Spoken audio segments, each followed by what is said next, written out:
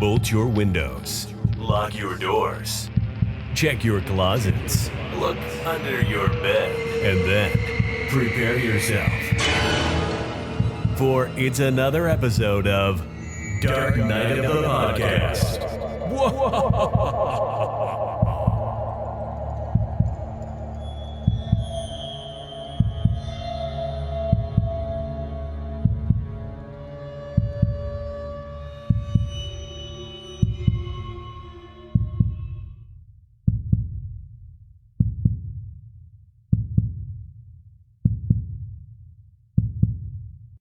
Good evening, my fabulous fans and flamers and fancy boys out there, all of our loving listeners who choose to tune into Dark Night of the Podcast. I want to take a moment to thank you and appreciate you. And I want to take a moment to introduce my beautiful co-host, Iowa native, Troy Escamilla. Hi, Troy. Hey, what's up? How are you? I'm wonderful. How are you after your big transition? Yes, folks. That's the thing is, we're a few days off of schedule because I made a huge move cross country. I moved from Houston, where I've lived the last 11 years, back to good old Iowa. So I'm back in the Midwest along with Roger. You're in Ohio, Iowa. People get him confused all the time, but we are much closer now. So hey. So yeah, I made the move last weekend and have just been getting acclimated, getting situated, getting unpacked, getting organized. But I have definitely made time for this next episode, our latest episode. I'm feeling kind of lonely though, Roger, because our last two episodes we had some wonderful guests. We have, and again, I want to take a moment to just thank them. Caitlin Newberry, my loving friend Caitlin Newberry, who is a wonderful human being and a very talented actress. She popped in there 2 episodes ago.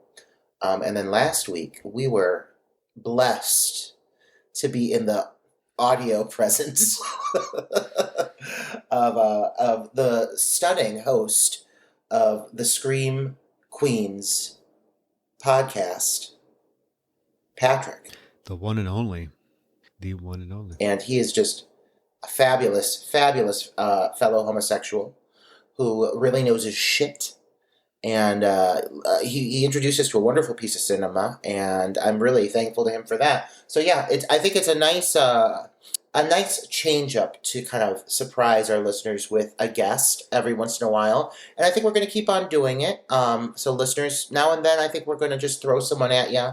You'll never know when it's coming, but we've got some good ones on our radar. I'm really excited. But right now, Troy, it's been a second since we've really gotten a chance to sit down and just dissect a movie. You and me really getting into the meat and bones of it all, which is where we shine, honestly. Our chance to just go on a rant on a tangent about a movie that's really caught our fancy, be it for entertainment factor or creative factor or just to pick it apart. But I think we picked a title this week that is going to be quite the conversation piece. I do too. It's definitely much different than the last several films that we covered.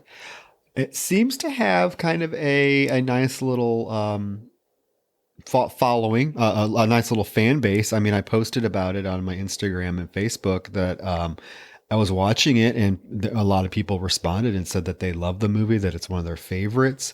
I guess I was oblivious to the fact that it had that sort of following to it, because it's a film that you'd never hear talked about, very rarely.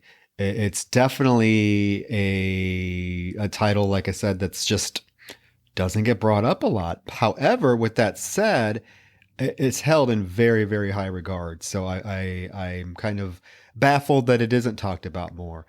But I got to watch it. I'd seen the last 15 minutes of this film, probably a good 15 or 20 minutes, or 20 minutes ago, 15 or 20 years ago. I'd never seen the whole the thing straight through. So getting to watch it straight through and putting all the pieces together this time around, even though I knew the ending because I saw the ending, it still was very impactful. Seeing it all put together as a whole, as disjointed and convoluted as a lot of it is, it was still very interesting to see it as a whole. So yeah, what film are we talking about? Because this was your pick, Roger. Yeah, this week, guys, I've selected to analyze the critically acclaimed, and I can't emphasize that enough, masterpiece. I can't emphasize that enough either. 1973 cerebral suspense thriller horror classic, Don't Look Now. And this film was directed by Nicolas Roeg, who has tons of, influential films under his belt. The Man Who Fell to Earth, The Witches, just an iconic career. And he is, I would say, as a director, he is blessed with the talents of Donald Sutherland and Julie Christie in the leading roles in this film. And they give two just mind-blowing performances. I mean, these two are the central focus of the entire film, and they just run with it. Especially Sutherland, I would say, for a lot of these scenes, whom, of course, we know from, again, tons of influential films. One specifically to mention, Invasion of the Body Snatchers, which I am confident we will be reviewing at some point in the near future because it's a favorite of mine. And I'm talking about the 78 one, obviously. The talent in this movie is just, it's oozing from every frame. Everything about it is just superb. Yeah, I agree. Sutherland especially is the standout. Julie Christie is very enchanting in the film. She's not given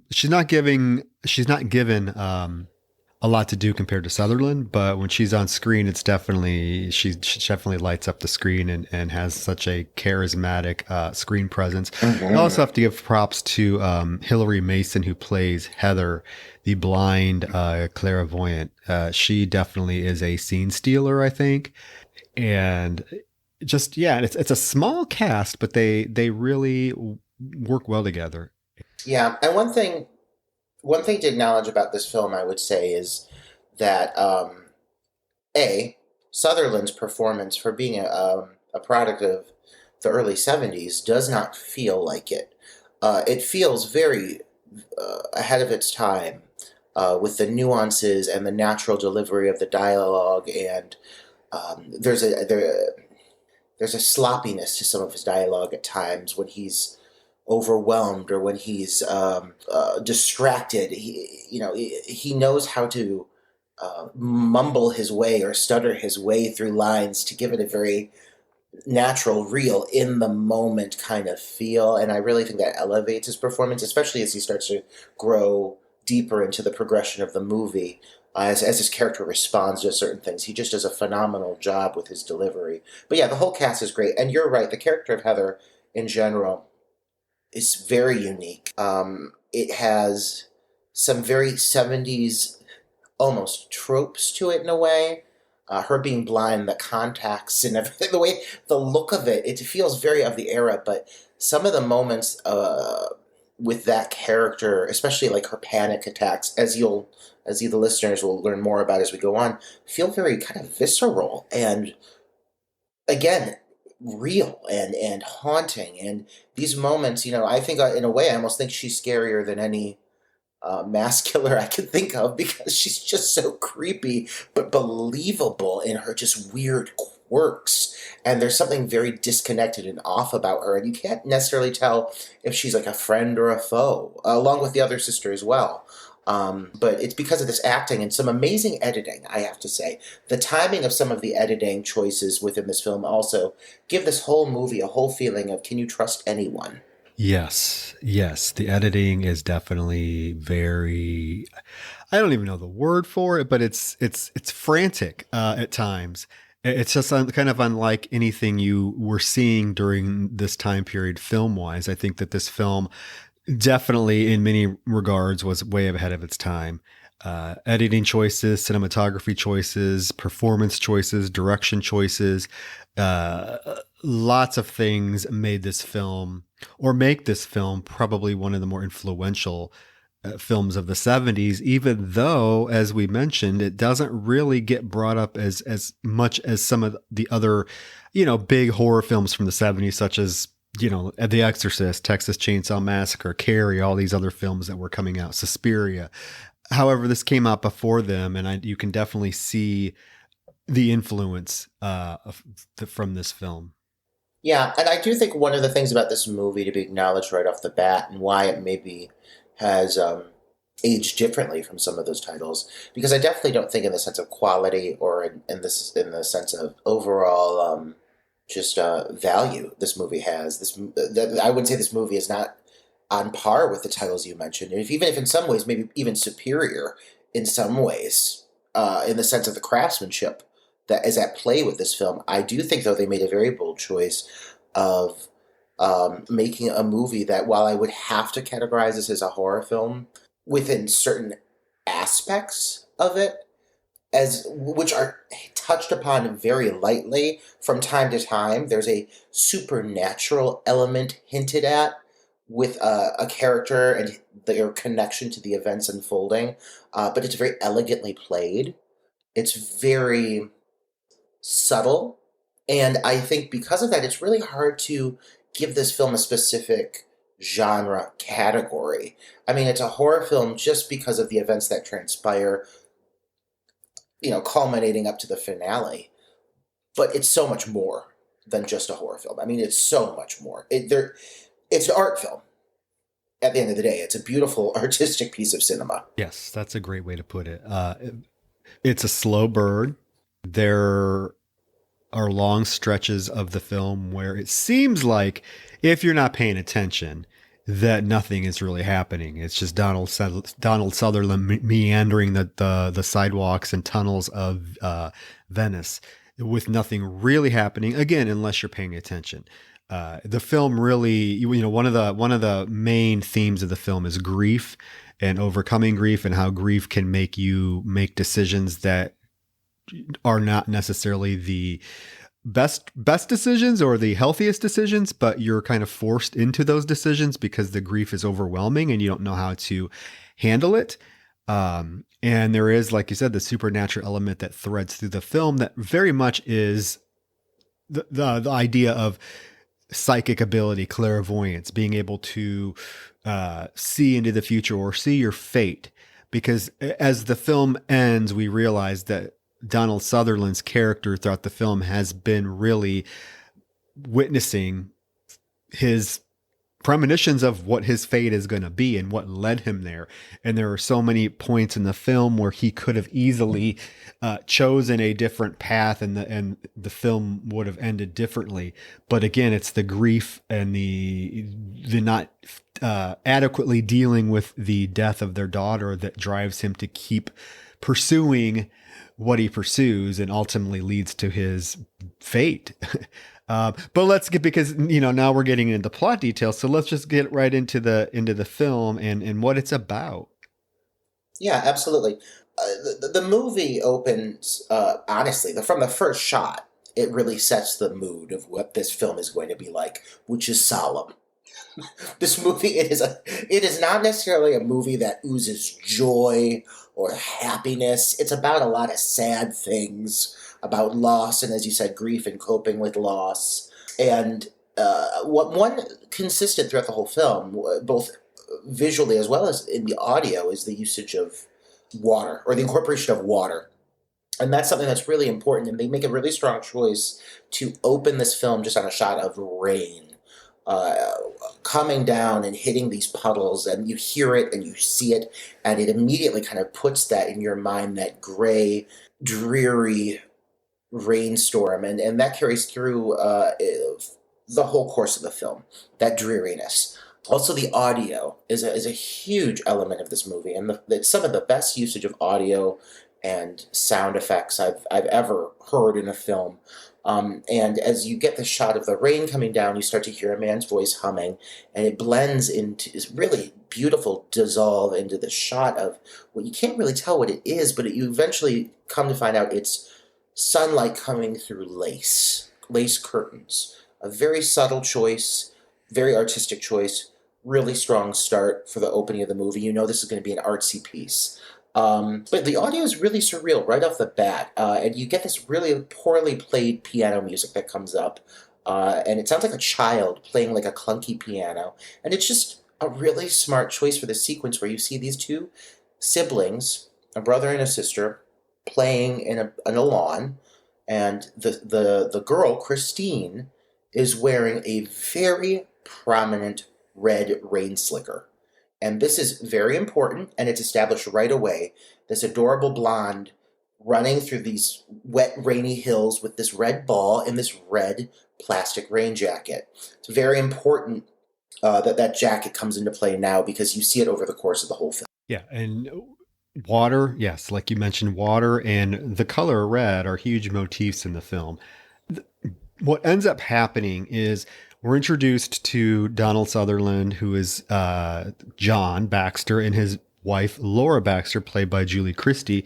They are inside their estate, their large house, just kind of chilling out. He's doing some work. She's reading a book, trying to find the answer to one of their daughter's questions. The daughter asks a question about if the Earth is round, then how come lakes are flat or something.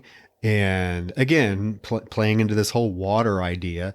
The kids are outside playing. It's not raining, which is kind of interesting because the little girl has a raincoat on. She's dressed in her rain slicker, rain boots, but it's not raining out at all. It looks a little dreary, but it's not raining. And then the choice to make the raincoat red, when what color are raincoats typically? Yellow. But in this film, it's a very deep, bright red. And the little boy is playing outside. The little girl is throwing a ball into this pond, and she's going to retrieve the ball. And she does it a couple times, and she's carrying around this. What is it? It's like a army doll or something that talks. So you hear subtly like this doll voice. It's real creepy. She's carrying it around, and it's saying stuff. And it's like this robotic, like, what do you wanna do today? It's pretty creepy. But inside, the parents are kind of oblivious to what's going on. But there's this moment where Donald Sutherland's character is drinking a glass of wine, and he drops the glass. And at the same time he drops the glass, the little boy runs over a large piece of glass and falls off his bike. Again, it's like it's right away starting with all these little things that are going to thread throughout the film, because if you pay attention, like we said, water is huge. The color red is huge.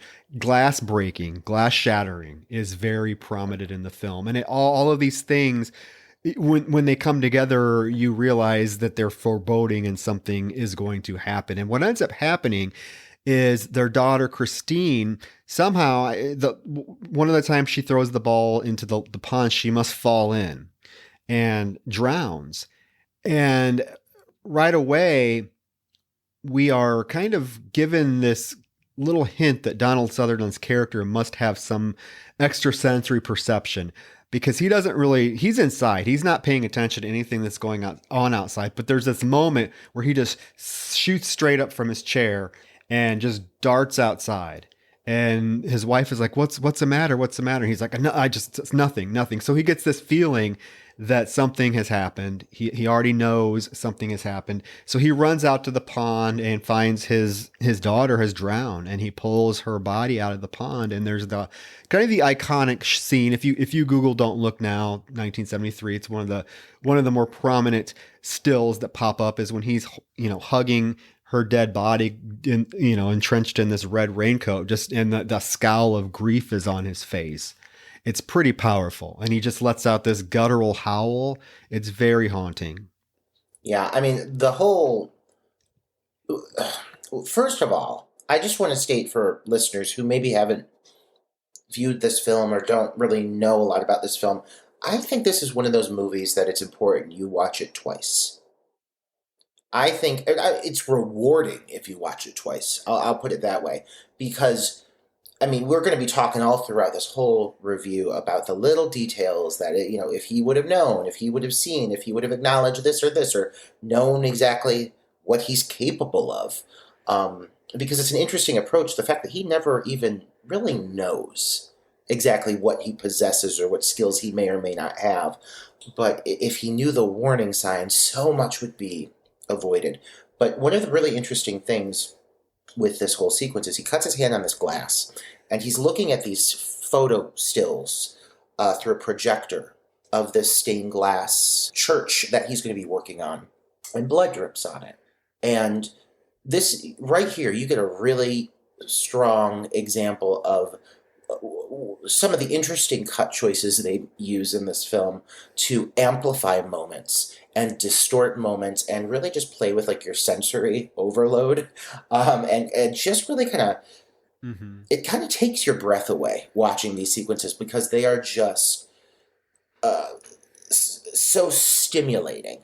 This moment example, as we're talking, when he finds her body, not only does he give a just animalistic acting performance that is just haunting. It's really it is filled with grief. It's terrifying, and you can tell that he's just shutting down. This man is not handling this. The whole thing, finding his daughter, pulling her up out of the water, screaming for her. He goes to run across the grass through the mud and slips and falls, and he's just grunting, trying to get his wife's attention. He tries giving her mouth to mouth. She's obviously dead, and it's just one of the first of many scene-stealing moments from Sutherland. But they're cutting it back and forth with the still on the projector with the light coming through it, where his blood starts to like morph and take on this very like fantastical kind of psychedelic element where it's just warping and changing hues, and it just adds to the whole moment. It makes the whole moment feel so almost trippy. It's very of the era, but it really, really just amplifies the whole thing, and it's such a unique choice to make with the edits here to cut away from this performance and keep cutting back to this, but it really, I think, was just bone chilling. This whole sequence, bone chilling. What about you? Yeah, I agree. There's definitely interesting choices made. I do love the fact that as the whole pulling out of the daughter is done in this very dramatic, overly dramatic slow motion where he's pulling her out of the water, and that just adds to the feeling, that the dread, it just heightens the emotional impact of the moment. And again, a very interesting choice to keep cutting to that slide of the church with the blood just streaming and going all in different directions around the slide of the picture and stuff. It's also interesting that they don't really give you a lot of time to focus on the mother's reaction, right? Mothers are the ones that are generally, in film or just in general thought of being the primary nurturer and the ones that are going to deal with grief maybe in a more difficult, exaggerated way. But we don't really get to see much of Laura, Julie Christie's reaction to her daughter's death. There is a split second, literally a split second, where she walks out of the house and she sees her husband holding the dead child, and she lets out a scream, but it's immediately like the scream's cut. It cuts away to a drilling in a church. So we really don't get to see a lot of her reaction to the actual death of the child, because now what happens is it must be a couple months later, and they are in Venice, Italy now, because John has taken a job to rejuvenate a 16th century church. So they are staying in Venice while he does this. And if you think about water being a motif in the film, I guess it makes sense that there was no better place to set this film than Venice, because it is streets of water. Water is in every shot of the film. There's water, water, water. So it's like a constant reminder to at least John of the fact that his daughter drowned. Like, he's surrounded by what killed his daughter at all times.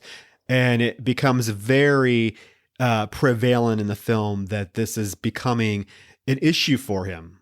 Oh yeah, I mean the as soon as we get to Venice, the setting is just all consuming in the most glorious way possible. Well, it's creepy.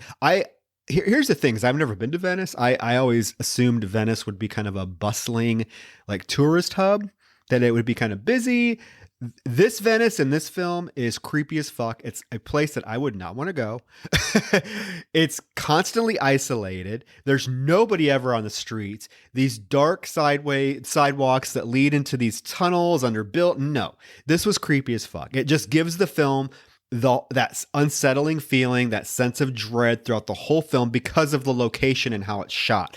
The cinematography in this film is extremely well Oh done. my God, it's some of the best of the era, and it's done in a way that I think captures the tone of this movie, which is a pretty hard movie, I honestly feel, to capture this kind of tone to begin with.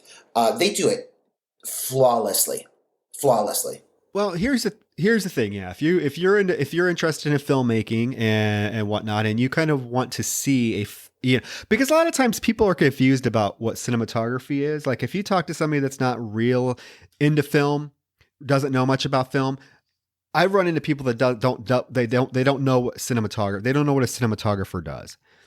They don't realize that there's someone that is actually shooting the film that's not the director.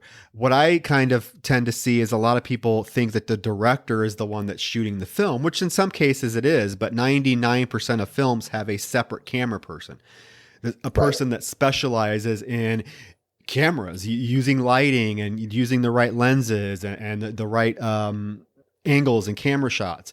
So my point is, if you want to watch a film that definitely utilizes cinematography in a way that enhances, like you just said, the tone of the film and creates an atmosphere, an uneasy atmosphere, it's this film.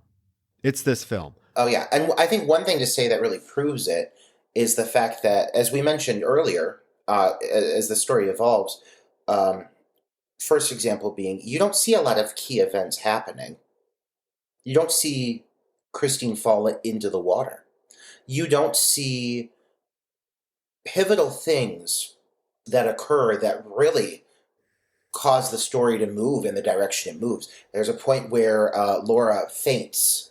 The first time she faints, you don't even know what happens. It just picks up right afterwards. Things like this. They make strong choices of not letting the viewer see everything that I think we expect to see things in a very linear way. And be spoon fed certain things as the viewer. And with this, they make the strong choice of not letting us see certain things. And that only plays with our senses more. And because of the way this film is shot, and because of the way this film is edited, it proves you don't need these things to tell the story, especially when it's handled by experts of the craft, such as this team here that made this movie just something beautiful and a complete mind fuck. Because it really is a mind fuck. Well, let's be honest. On paper, this script is not that what's the word I'm looking for? It's not that deep. It's basically a story about parents that are grieving that go to Venice and weird shit happens. It's not that complicated of a script. It's not that deep. It's actually based on a short story by Daphne DeMere, who wrote The Birds that Alfred Hitchcock's film is based off of.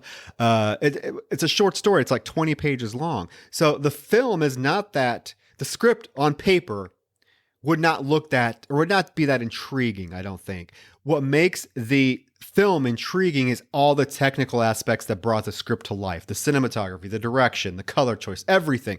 Everything else, the sound, the performances, give this film sort of an uneasy layer of mystery. Yeah, a layer of mystery that I think in the hands of a lot of other filmmakers just wouldn't even be thought of approaching it with that, you know, No, because there's so many little small subtle details in yeah. this film that are just, you have, like I said, I think you are right when you say watch the film twice. I watched it 3 times, and upon the third viewing I was still catching things that I did not see the first 2 times. But after we find out that John and Laura are in Venice and he's restoring this old church, there is a scene where they go to a restaurant for lunch.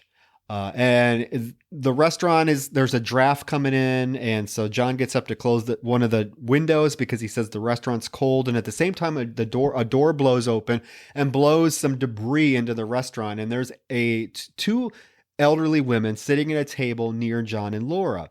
And one of them gets something in her eye and she's like, oh no, I got something in my eye. So they get up to try to leave and she's all disoriented because she has something in her eye. Laura gets up to help the old ladies, and she goes over there to them and she's like, oh, let me help you get something out of your eye. And what we come to find out is these are the characters of Wendy and I Heather. love these two. Yeah, they are again, I loved the fact that you said you don't know if they are friend or foe because Right. you really don't. There is like this air of, are they good? Are they nuts? What's their intention? You don't really know their motivations right off the bat. The direction has a lot of key little things happen too. Little sequences, little shots. They're always present. They're always hovering, and that only makes it more suspicious. But a lot of times when you see them, it looks like they're just like waddling by. And first of all, I do feel like this is you and I in another life. Like you and I out in Venice having the time of our lives.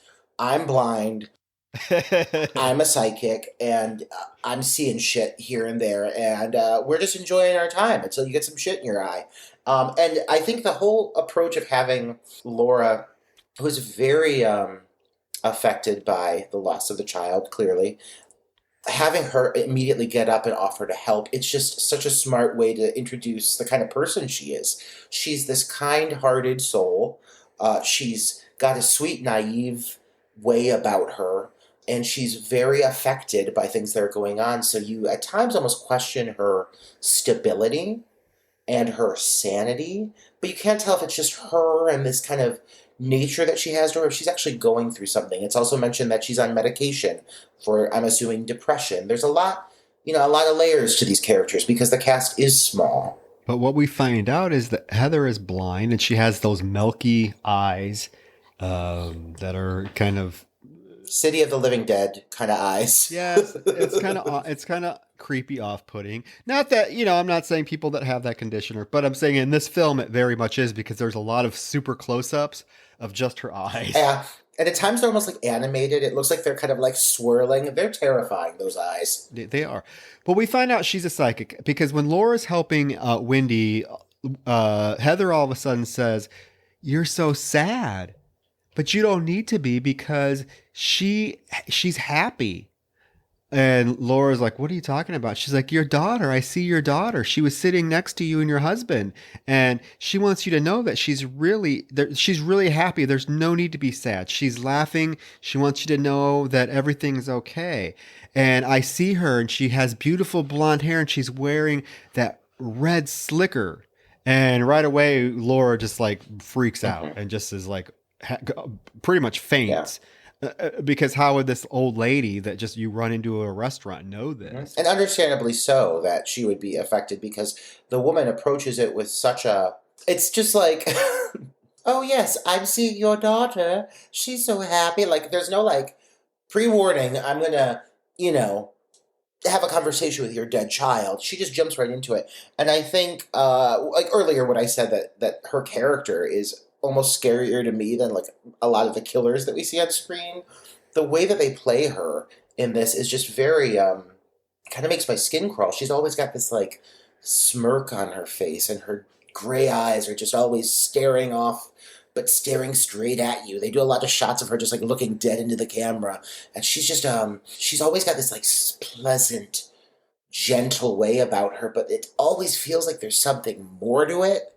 And it's a strong character. She adds a lot to the story for me. Yeah. I love the character. It's a very creepy, memorable character.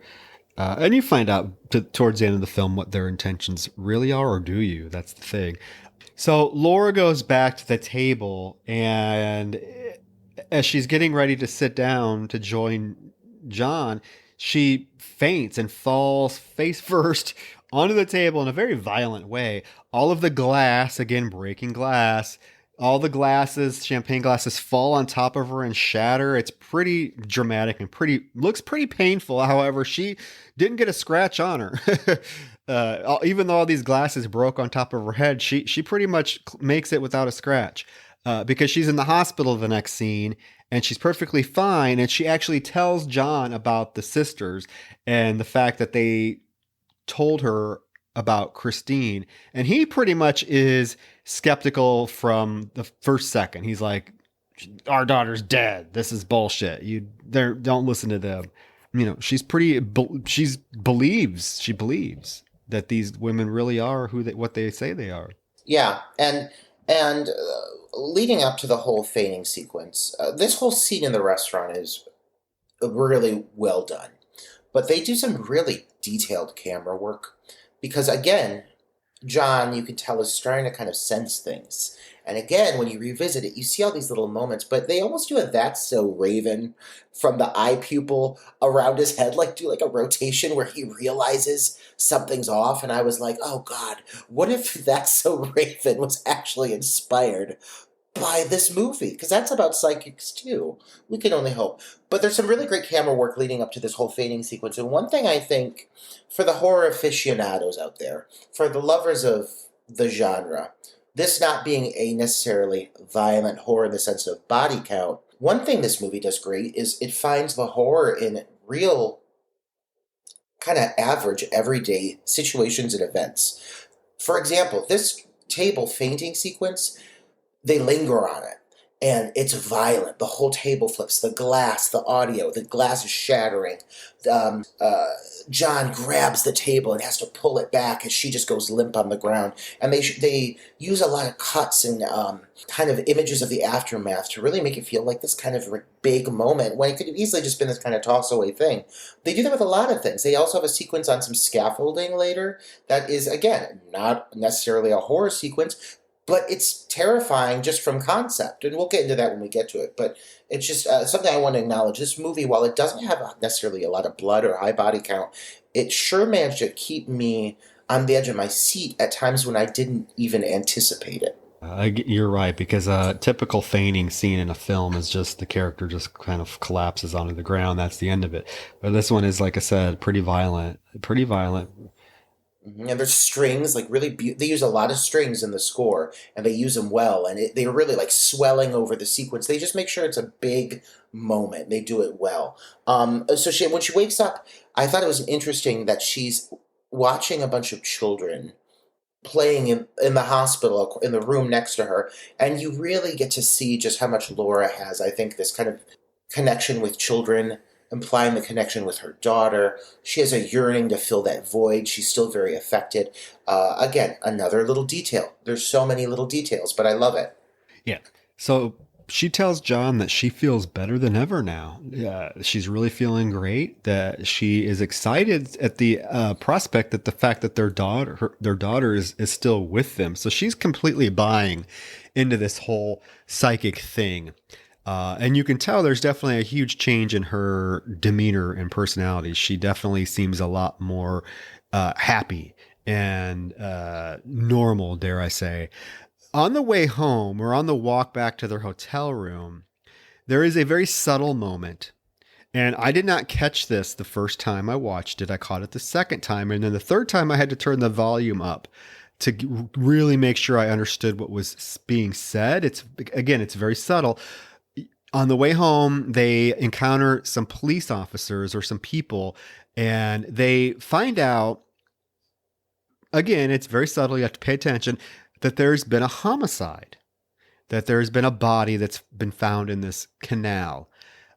And again, it's a moment that could have been, or maybe should have been in a different movie, would have been, there's the word I'm looking for, would have been more in your face. Like, oh my God, there's a body in the lake, let's pull it out, which happens later. But this first time, again, it's very subtle. You have to listen. You have to listen to what the cop says in the background. And then what she says it very quietly. She's like, oh, there was a homicide?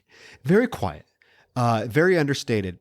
But it is the start of us realizing that one of the subplots of the film, as minor as it is that there is a killer that is loose in Venice and is killing people and putting their bodies in the canals of Venice. Very subtle. It's a subplot that it almost, again, if you're not paying attention, you won't catch it, which is very interesting because it really comes into play the final 5 minutes of the film. But it's not. I was just boggled about, as far as it's not in your face. It's not like hammered as a major subplot, even though it is. They sell this movie as a couple getting over the loss of a child, and the whole psychic thing is really like, you think you're watching something that's about, are they connecting with the daughter? And the pursuit of making connection with the daughter.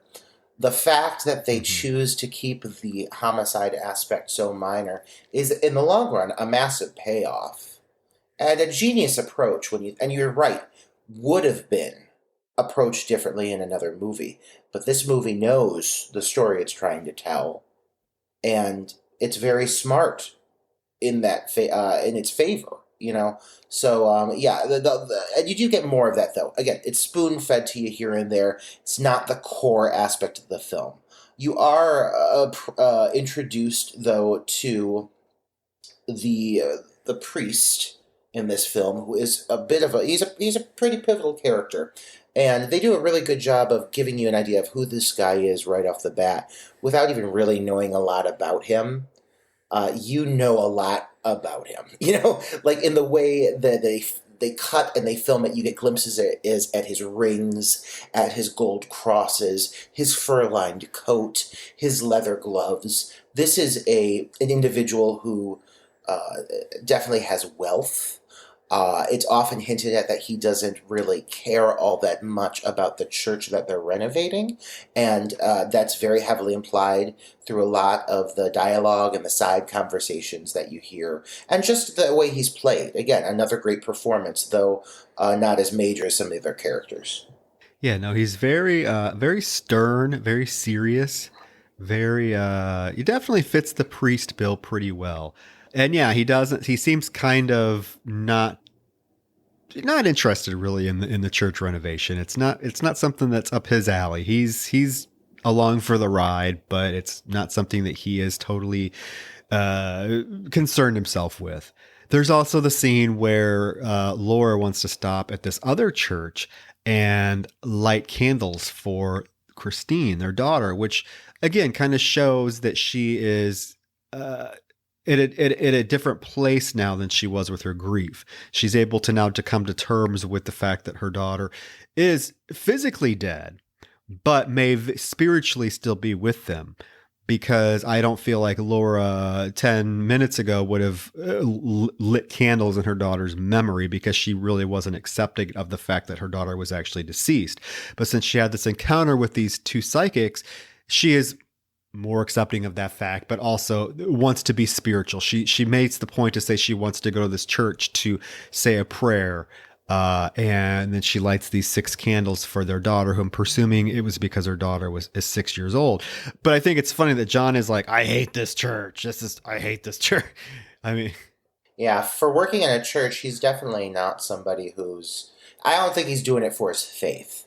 You know, he's doing it for the pay. And that's his job. You know, it's what he does. But he doesn't strike me as someone who's very religious whatsoever. And it seems, you know, that she up to this point wasn't necessarily either. And he's pretty taken aback by it. But he kind of accepts this change in her approach because it seems to bring out a really positive energy from her. So he's kind of like curious and inquisitive, but kind of letting her do her thing, and he appeases her at the church. And it's funny because when they do connect with the priest, as mentioned, he does at one point ask her if she's a Christian. And she gives this really adorable response where she says, I don't know, but I'm kind of animals and children, which in my almost I take as to a certain way, like, well, I follow all the fucking rules either way. So, you know, like, but she seems to be kind of smitten with this, the fact that he asked her this, because she's kind of taking everything as like a sign now. It's all a sign. It's a sign that Christine is with them in presence, and all of these, everything's kind of going the way it should. And I think she's reading into it quite a lot. they get back to the hotel and they are now getting ready to go to dinner. These people eat a lot. It's either they're in a church or they're at a restaurant. I mean, it's literally 2 places.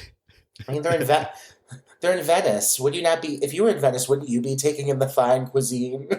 I guess so, but literally every scene they're in a restaurant. I'm like, how many times do you eat a day? Or on a boat. Or on a boat. But they're getting ready to go to dinner now, and she takes a bath, and he is working on something. And then now he takes a shower and comes out and he's naked And there's a scene where he goes and sits at his little workstation, and like the hotel maid comes in, and he's sitting at his desk, butt ass naked, and she's like, "Oh, I'm sorry." Yeah, I mean, we get Kind of weird. a breast, an ass, we get bush, we get more ass, we get a lot of ass. But what we end up getting is one of the most infamous sex scenes in film history. Oh, well. First of all, I have to say I like that he was sitting naked at his art studio, because that's real life. Like, I'm sorry, if that was me and I was with my significant other. Well, nobody can see, but we're both sitting here naked. Neither of us have pants on. We're just, and it ain't doing us any good. No, but God, it sure is comfortable. But no, yeah, there's so many little things they do over the course of this movie that feel very like natural, help really develop these characters, make them feel superhuman. They're both very flawed, but I loved that he was just sitting there butt ass naked, and then the maid comes in and he kind of just like waves her off. He's not even fazed by it. It's very relatable. I loved it. But this sex scene, man, I mean, like, let's be real. I'm going to say probably a third of our review is going to be just you and I getting in deep with this sex scene, because it lives up to its infamy. Yeah, it's pretty explicit, especially for 1973. That's what I kept thinking. Is nowadays it doesn't. Nowadays you would see this like on American Horror Story on FX, but back in 73, it was pretty boundary pushing. I mean, you get to. I mean, they're taking care of business. You get to see him eating it out. You get to see all the different positions. I mean, talk about positions, Ariana Grande. They do all of the positions. Is by far the longest and most graphic. It's intercut with them, like the aftermath of them getting dressed and changing. Getting dressed for dinner. So like during the sex scene, it's the editing is cutting to showing them after sex getting dressed. It's a really weird choice, but it works, I guess. But you know what? I'm going to say this, and maybe it's because, I mean, I don't know. I don't really think Donald Sutherland's attractive. Julia Christie's beautiful, but I'm gay, so it wasn't really doing anything for me. I guess my thing is I did not find this sex scene very arousing at all. To me, it was just like very, what's the word? Animalistic. It was just like, I really didn't feel a lot of like passion or like intimacy or love between the two of them.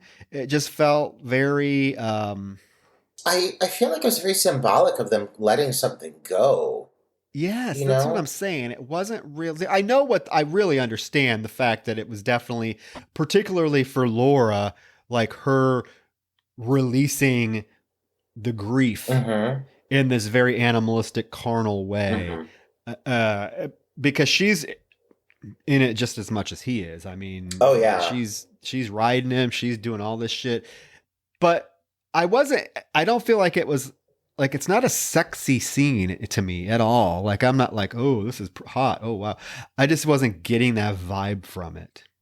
I almost took it as, I mean, honestly, again, going back and watching it another time, I almost, for being as graphic as it is and animalistic, as we said, as it is, I actually look at it as kind of as a very sweet moment.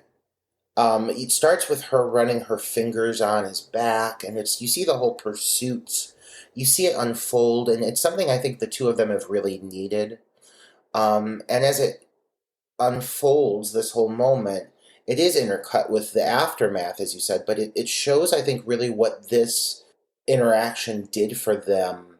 I think it's something that they needed. And you see the two of them making a lot of eye contact. You see them kind of go into their private space, and I think she's like a lipstick tube, and she's like biting on it, like kind of like she's got the afterglow, and he sits there and has a drink afterwards, and you see them both reflecting on it.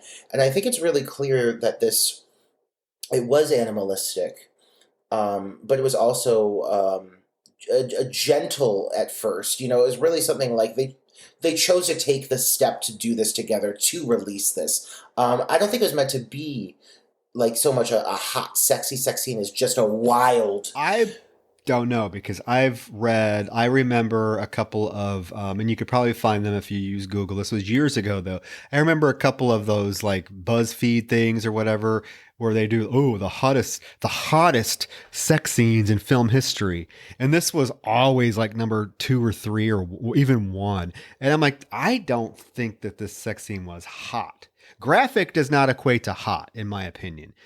I do feel like the word to describe the sex scene in the grand scheme of the film is definitely release. This was a release for both of them, more so Laura than him, because John still really hasn't, I don't think, let go of the grief or the guilt that he may feel about their daughter's death. But for Laura, this was definitely a release, and there is and for her, it even, to me, even is kind of a sense of, for her, kind of like forgiving him, because there's a scene later on in the film where she actually says to him, "You're the one that let her go play by the pond.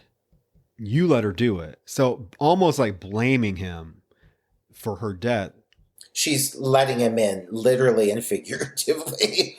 Yeah. So I think that this is after the scene, but I feel like this was her just kind of release and kind of offering forgiveness, or in her mind, forgiving him for what he did. But yeah, definitely graphic, definitely a long sex scene. Very long to talk about. It's an entire string and piano arrangement worth of sex scene. It is the whole length of a song. It keeps going, and just when you think it's about to finish, they're suddenly in a different position. They switch positions. Switch in my positions, folks. At one point, she's nibbling on his tongue, and then I think we do, like, let's just, if we're gonna do it, let's do it now and just approach the elephant in the room, which is Donald Sutherland's mustache. Which is it hot? Is it not? Ask the gays, and they're going to debate you on it, because either way, some of them love it, some of them hate it. Where do you stand? It's a 70s porn stash. I'm not a big fan of those. I'm not a big obviously I'm a fan of facial hair, look at me, but I'm not a fan of just a mustache. I never have been. And again, I personally, don't come for me, gays that have a crush on Donald Sutherland. I don't think he's that attractive, particularly in this film. To me, he looks like Big Bird. I don't know. So I'm not like attracted to him. However, I can see, I know some people are into those mustaches. Some people have those daddy complexes that are going to look at Donald Sutherland and be like, ooh. I do think he was perhaps more attractive to me in Ordinary People. But this film, I'm not feeling it. I get it, though. He does have beautiful blue eyes. I can't deny he's a great actor. Mm-hmm. Just physically, just not my cup of tea. Oh, I get it. I hear it. Julie Christie is absolutely stunning in this film. Yeah. Can we just put that out there? Oh, she's absolutely stunning. Absolutely gorgeous. And by the end of the sex scene, I do have to admit that I feel that it is so long and graphic. I feel like I made passionate love to both Julie Christie and Donald Sutherland. Because you see so much of it, but she is lovely. So I mean, I'm surprised. Here's the thing: is what I was thinking is I'm surprised that they agreed to do this and get this graphic with it. Particularly Julie Christie. I mean, she just, if you don't know, she just was fresh off a Best Actress Oscar win for Darling a couple years before. So it's not like she was some unknown actress hurting for attention. I mean, she literally won an Oscar like 3 years before this film was released. So I was like, wow, I'm surprised that she shows tits, she shows puss. I mean, bush, everything, ass. Yeah, and she's looking good doing it. But hey, yeah, I guess when the material is as rich as what this turned out to be, I mean, if you're going to do nudity, do nudity in a film like this. Do it like this, yeah. Next sequence we cut to is you do finally see them going off to dinner, and you finally really get to start to see the alleys of Venice at night, and they are a completely different entity. My ass would be inside. Oh my God, I would not leave my room. Creepy. The way they film this, the vibe of this whole town is that everybody is suspect. Like, even the townspeople looking out their windows and everything. I don't trust anybody. I don't trust anyone. But there's never. Here's the thing: there is never anybody on the street ever. ever. It's Another those two. It's another It's thing always playing into the whole fact that there's murders going on. yes. Well, here we go. After dinner, they are walking home and they get separated, but they get lost. And they go down to this one tunnel and there's like it ends at water, of course, and there's rats, right? And Julie Christie's Laura sees the rats and she's like, hell no, I'm getting out of here. So she runs back up to the main street and they get separated for a moment. And while John is kind of walking to try to find her, he sees her like on this bridge, not he can see her, but they're not close. And all of a sudden you hear this like guttural scream, like this horrible, like somebody's getting murdered, which hello, they are. And people start opening their windows. And then John, this is the first time it happens. And it's very quick. You have to be paying attention, but he is looking to the direction of where the scream came from. And right at the edge of this corner, you see a little figure in a red raincoat. You see it for a split second and then it takes off running. And he's looking and he's kind of, did I just see what I thought I saw? But then the commotion of everything gets him distracted. But it's the kind of the first time you see this figure, and it's jarring. And you're like, as the audience are like, what the fuck is this? Is that his daughter? And what is this now? Because it's a red raincoat. It's a little figure in a red raincoat in the middle of the night in Venice. So hello, what are the? Yeah, and then it has a very distinctive waddle, I have to point out. The trot, this figure runs it with a scurry that is very off-putting. But yeah, for the amount that they feed it to you, if you have not seen this movie, this is an ongoing theme that carries through. It's the visual of this red raincoat, and it really comes into play. And I do think they do a really good job of just giving you just enough to throw you off. You don't. It's not like you see it time after time after time. You see little hints of it here and there. Oh yeah, it's definitely not overutilized at all. It's done very minimalistically, and it's just kind of at the moments you least expect it. There are moments in this film where I really expected this little raincoat bitch to show up, and she doesn't. It's the moments that you kind of don't expect her to appear that she does. Yeah.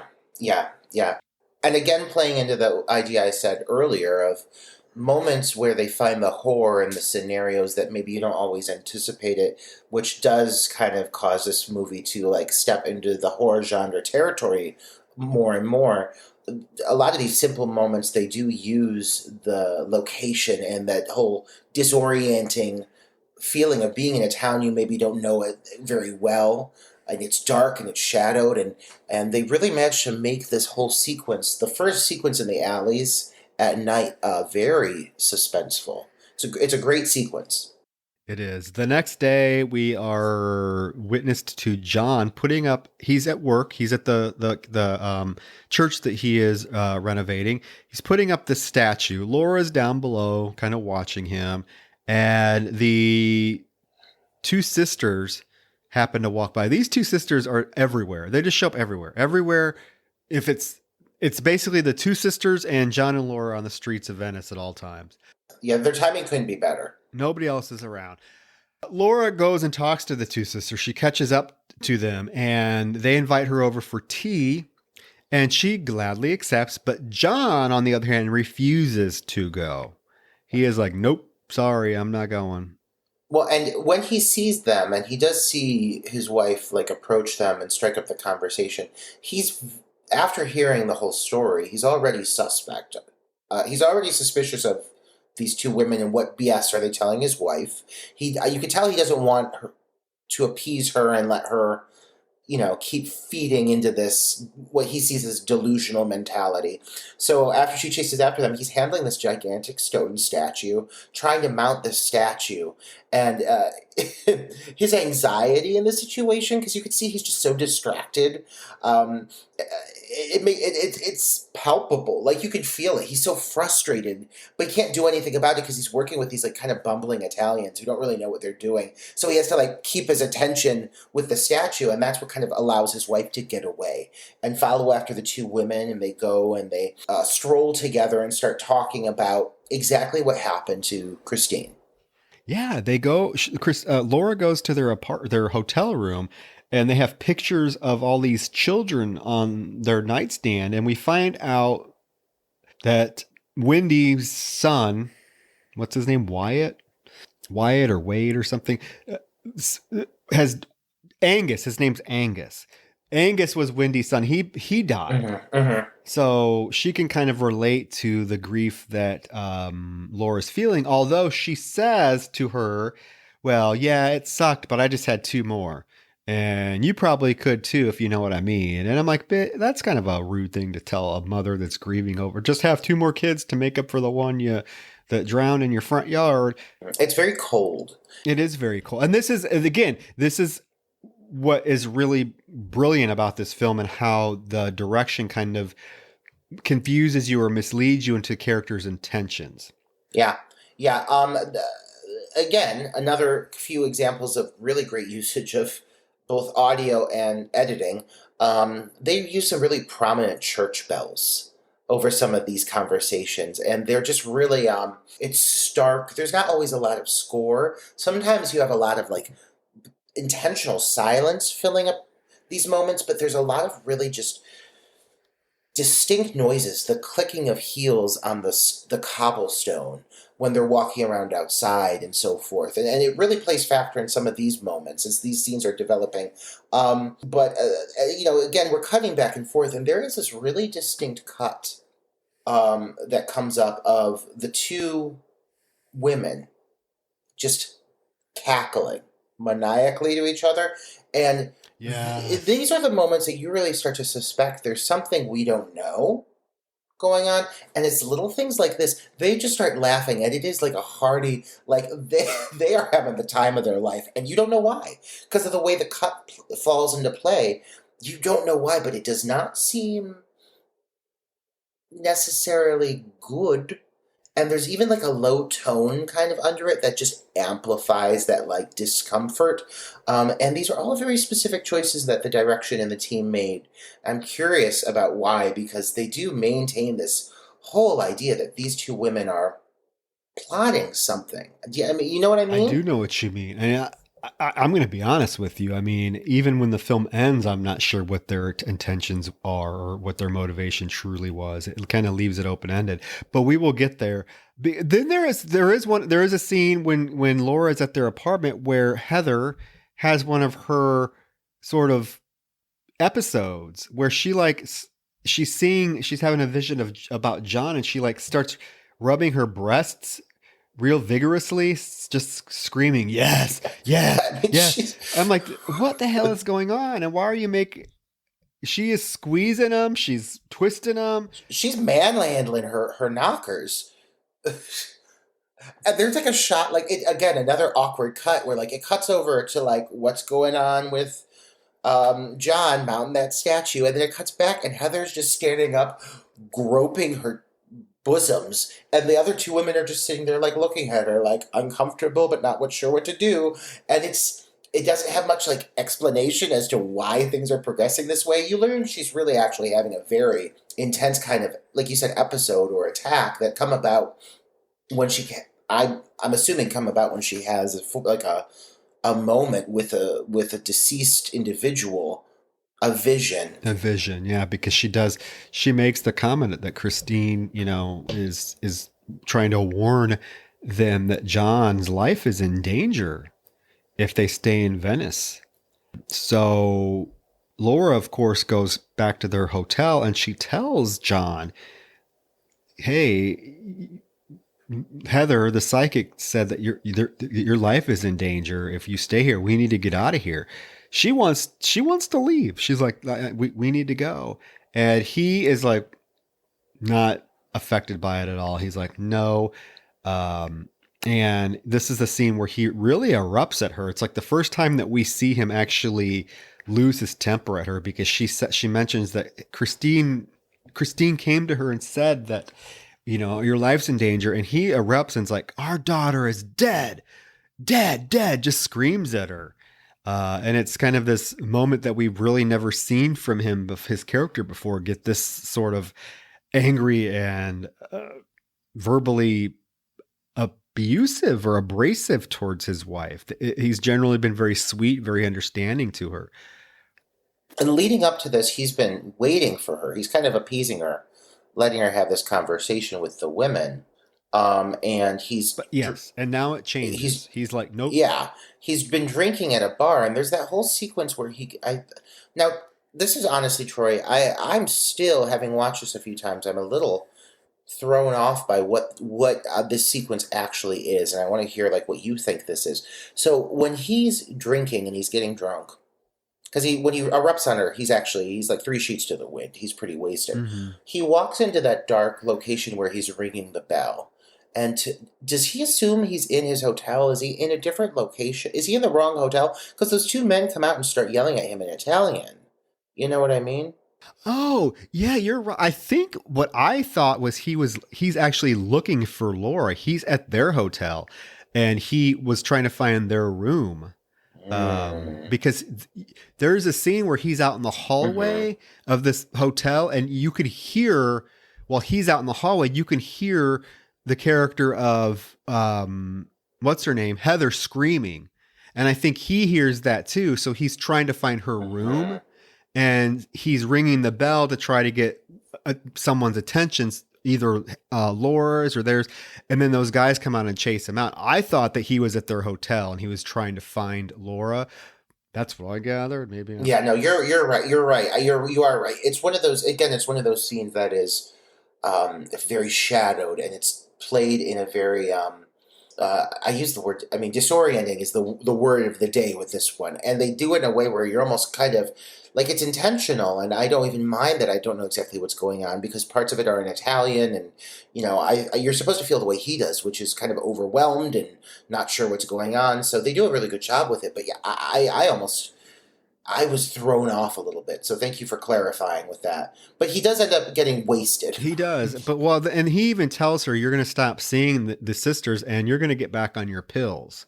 So, and he even gives her the pills to take right then and there. Oh, he's so dismissive of her. Because she's even saying, like, maybe you're right. Maybe I should stop talking to them. He's like, yup. And she's like, maybe I should get my pills. He's like, yup. Yep. And then he gets up and gives them to her. He's like, here, take them right now, bitch. Yeah. Then as they're getting ready for bed, the phone rings.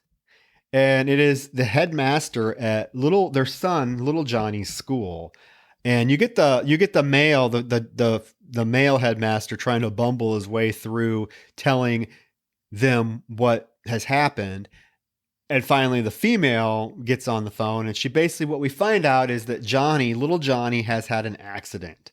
He fell, hit his head, and Laura right away is like, I'm going to catch the next flight home. And so Laura flies back to London to be with their son. And John refuses to go. She tries to get him to go. She's like, this is our opportunity. We can leave Venice. This is our opportunity to just get back home, and we can leave this all behind. He refuses.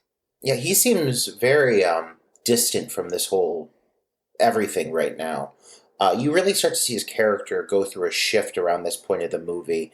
When she starts going through this kind of evolution she's having, with spawned by these 2 women, and this whole acceptance of this whole thing with her daughter. It does cause him to start changing as well, and not for the better. He's definitely becoming. He's struggling with something. It's bubbling up to the surface, and you see all these moments of it. I do want to acknowledge that when he hands her a pill and he walks away, she does hide her pill under her sleeve. So she doesn't actually take her pill. It's not really touched on much, but it is acknowledged, and it's specifically shown there. But so she goes off, he sees her off, she takes a boat. She's obviously not necessarily thrilled that he's not going, but he has a job to do. And I do have to say the job that they chose for him in this movie it's so intricate. and specific, and it's like it perfectly plays into the story. They pick such a very detail oriented job for him to have, and it's really goes well with his personality. And because of this job that he has and the location it's set in, it allows for some really great, unique sequences of events to transpire. It's this old church in this old town where they don't have like great up to date equipment, and it's just very like grungy and gritty, and he's preserving this whole church. And one of the things he's doing is he's looking for like very specific little pieces of tile to recreate this mural. And so they seem to have found the tile that they need. So he has to go up and match it to the mural that he wants to use it for. And so he ascends what is definitely the most like shoddy, poorly constructed scaffolding I've ever seen. Yes. I mean, he's got balls. Yeah, no way I would be on that. Oh.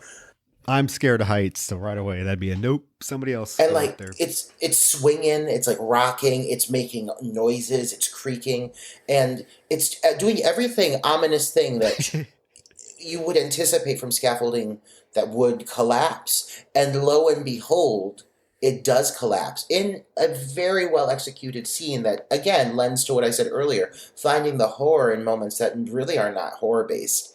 A giant piece of wood collapses from one of the beams, and it brings all the scaffolding down. And this sequence is long and drawn out, and it's filled with panic. People are screaming in Italian. He's hanging off of ropes. He's losing ropes. He's screaming. He's spinning. They're prodding him with poles, trying to get him to swing back and forth so they can grab him. I mean, it gives me such anxiety watching this sequence. Yeah, I did not care for this. Oh, I care. It's great. I'm just like, it was very intense, and I was like on the edge of my seat, like, what the hell? The point where they start like taking these long poles and like poking him with it so he swings farther out so that they can grab him.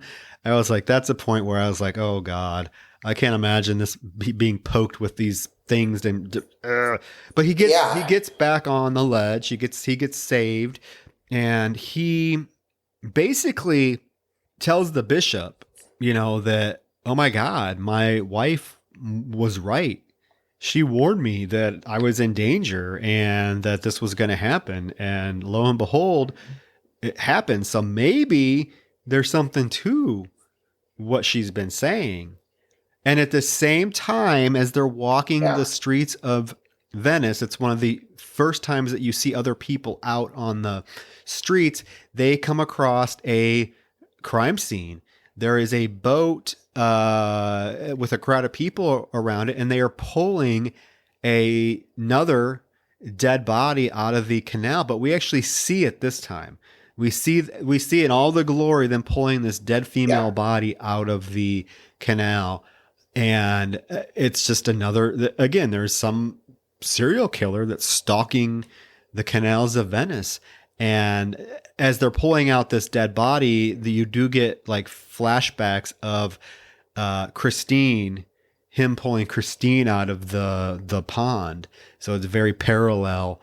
And he's like, I got to get out of here. And he gets back on a barge to head back to his hotel. And as he's going on the barge, there is another boat that's coming by, and on it he sees the two sisters and Laura all dressed in black. It's like a funeral procession, and he starts screaming for her, and she does not answer him at all. Yeah, she just glides by with those two sisters and doesn't make any eye contact with him or anything. And so, of course, he pursues after them. But he's on a boat, so he can only do so much. But eventually he gets off the boat and he rushes back in that direction. And he's not able to find where they've gone. But he's obviously convinced that it was them. I mean, he saw them. It's very clear. It's not just a hint of her face. Like, he sees the three of them very prominently sail by. Yeah, he goes back to their hotel restaurant and asks if his wife has been back, and the guy's like very dismissive and is like trying to get him out of and he's like, no, we're closed. We're closed for the winter. We're closed. That guy does not want him there at all. No. He's such a dick. He is a dick. And then as he's walking, now the streets of Venice are completely empty again, and he is walking and he comes across this like creepy baby doll that's like floating in the water, and he goes and picks it out of the water and puts it back. And again, it's just isolated. Venice in this film, you would not think anybody lives there. It is so deserted. It's so isolated. It's creepy. It's very crude. There's a crudeness to all of it. Well, when they pull the body out of the water, even the way they do it, it looks like the scene in Jaws where they pull the shark out by the fin. Like it's so like the body's upside down, it's tied by the ankles. Her dress is over her, like hung, like it's she's upside down, so her dress is just upside down. Her panties are revealed. Like there's a crudeness and a preserved in time element that you get from this area. Well, Venice, the city itself, in this film, at least, like I said, I've never been, is very like deteriorating. Like all of the buildings are, these brick buildings, but the brick is like crumbling and everything is very old looking. Everything is very, like I said, bad shape. Buildings are crumbling. Buildings are discolored. It's not a pretty city at all in this film. Again, it's very crude, very, just grimy and grungy. And just a place that I would not want to be. And John makes the decision to go to the police station to file a report about his wife because he feels like she has been maybe like kidnapped by these two. I didn't get this part. He feels like maybe these two old ladies have kidnapped him, and he even gets the police department to make sketches of the two sisters. Some of the worst portraits I've ever seen. You know what I think it is, Trey? I think it's what he's suspecting is that these women are using her mental fragility to manipulate her for something. You get that, yeah, with his conversation with the officer, where he goes to the officer's office and tells the officer his wife's missing and that these two women were the last people that she's been seen with. And he even tells the officer that my wife is sick and I feel like they're doing something to her. At the same time, the officer looks out the window and who's walking fucking by? Those two fucking cackling hens. Let me say this. And I gotta say this. There's a lot of things in this movie that hint at an ulterior motive with the women, the sisters. And this scene, to be honest, is one of the ones that stands out to me to make me think that there is something else going on. And what it really is to me is, honestly, it's the detective. After he sees the women, you see a very distinct shift in his approach, in his delivery, in his dialogue. And it very much seems like there is something else, something unspoken that he knows, something of influence over him. I almost took away a vibe of like a spell being cast over him, like something. He looks out, he sees them, and instantly you even hear the tone of his dialogue just changes. It almost sounds as though, are these women speaking for him? Is he in a trance? I'm not saying that's the case. I'm not saying that is my even theory on what's happening here. But there's something that shifts and tonally shifts in this moment. I agree, and it just how coincidental is it that they walk by at the same moment that John is in this police station making this report about them. I feel like the odds of that happening are very slim. Well, he even starts drawing on the portraits, drawing on the faces, and it looks like he's taking notes, but he's actually giving them eyebrows and everything. He's stuttering and stumbling through his dialogue. He's super dismissive of John, and the questions he starts to, or the statements he starts to throw at John, and the questions very much start to just imply to John that what John is kind of feeding him is nonsense and bullshit. Now, that very well could just be who this officer is, but I'm sorry, after this scene, he is one of the most suspicious people in the whole movie. Yeah. Well, yeah, we know that there's a killer on the loose because John even tells him, I'm also concerned about my wife because she is not a well woman and we have a killer on the loose. So I want to locate her and I need to know why these two women have her. And again, you're right. The officer's very dismissive, and he even like starts to act like he becomes suspicious of John. It seems because when John leaves the police station, this officer has him followed. Like there is a police officer that's literally following John now through the streets of Venice. And as John is kind of walking back to his hotel room, there is like intercuts with this police officer following him, like watching him. And we do get a scene of John seeing now again that red figure under a bridge standing there. And as he catches it, as he looks at it, it darts away again. It's broad daylight, so it's even more like just what the hell? He knows he saw it. Yeah, what he knows? Yeah, there's no question that he saw it. No, it's there. Yeah, but what? Who is it? Right, but in the dark, the first time he saw it was dark and shadowed, and for just a split second. The second time he sees it, now he's really starting to. It's clear that John suspects something is going on, and he's pursuing it, whether it be involving his wife or his child or whatever. He's in it now. He's in it now, and so this kind of really develops like the final chunk of the movie, which is John's pursuit of what is going on. What is the mystery here? Yeah, John goes to the hotel room where the sisters were staying, and it's empty. They are no longer there. They are long gone. The room is empty. It's been cleaned. They're not there. So and it's intercut with them finding another hotel room, again suspiciously placed. John calls Johnny's school and asks about how Johnny's doing, and the headmistress is like, "Oh, he's good. He's going to be perfectly fine. It's just a little bump on the head. Oh, by the way, your wife is here. Do you want to talk to her?"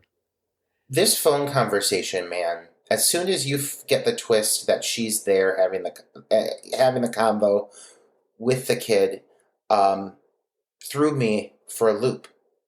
It threw me for a fucking loop because all of a sudden it's very clearly just handed to you as the viewer that things are not as he suspects, that there is in fact something going on, that there's no way he could have seen her because she is on the other line, but they still edit it in a way that gives it still an element of suspicion.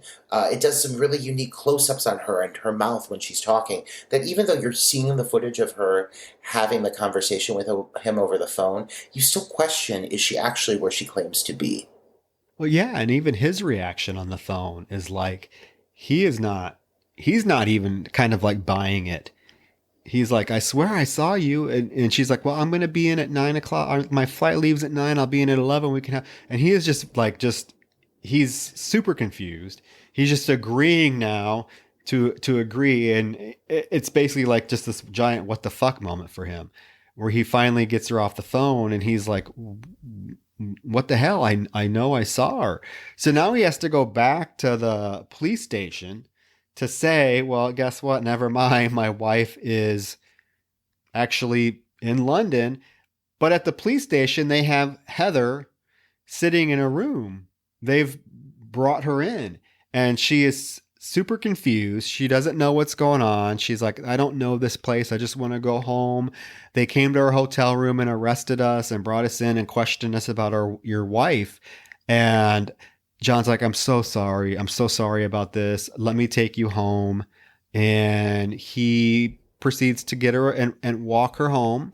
And there's this kind of this scene of them two walking through Venice. And she is like talking about how she loves Venice. She loves it because it's easy for her to walk around because she can hear the canals and the water, and it helps her be able to know where to go. But then she makes the comment, "Well, my sister hates it here." She says it's like people from an old party came here and died. She hates the shadows. She hates the shadows. Yeah. And I do feel like leading up to this point, the audio in this movie has been so prominent and almost amplified in certain moments.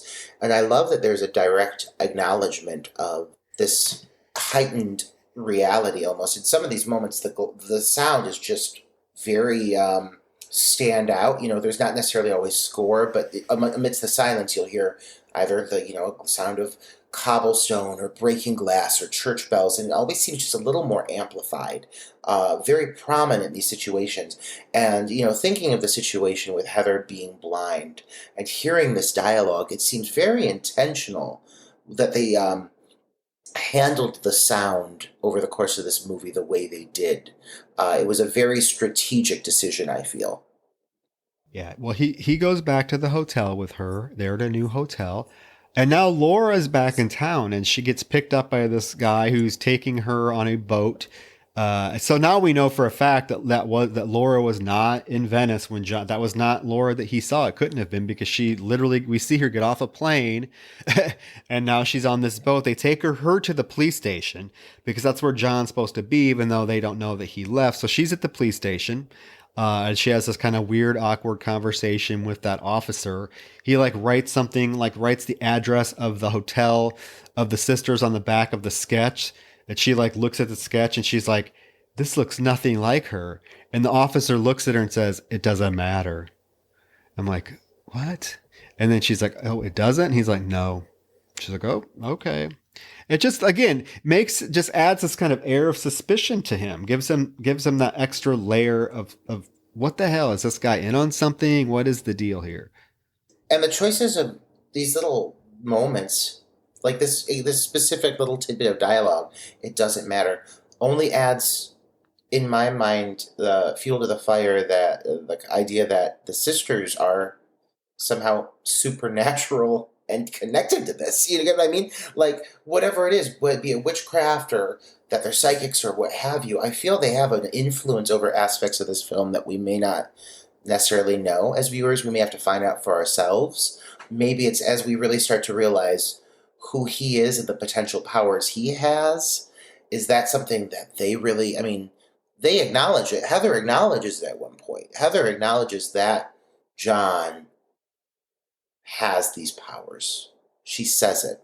She acknowledges it. And so is that a factor into why they're targeting him? Why they think he's of interest? There are questions start to form that don't necessarily get answered, and we will, as we will get into, but there's a lot to pick apart here. Yeah, we did skip over that part. One of the things that Heather tells Laura earlier in the film is that John does have these psychic powers, but he's unaware of them and doesn't know how to necessarily use them. So that gives us kind of this extra layer of, what he's seeing, it kind of makes sense in a sense that is it real or is it not? Because if he has a psychic ability, then obviously he has the potential to see visions and premonitions. So back in the hotel room, basically John gets ready to leave and Heather starts having this major episode. It's seizure-like. John is left and she starts screaming to go fetch him. She's like, go back and fetch him. Go fetch him back. Go fetch him back. She's just screaming bloody murder. It's very visceral, very violent. She's flailing on the floor. She falls off the bed and is flailing between the two beds, just screaming, go fetch him. Go fetch him. Wendy tries to go after him, but he is gone. Laura shows up and they go back into the room and Heather's like, you need to go find John, to Laura. But she's much more calm this time. It's real odd. She's almost, again, pleasant about it. She's got the smile on her face. Again, Heather being more terrifying than a serial killer. She's literally pushing Laura out the door. She's like, no, go find him. Go on, go find him.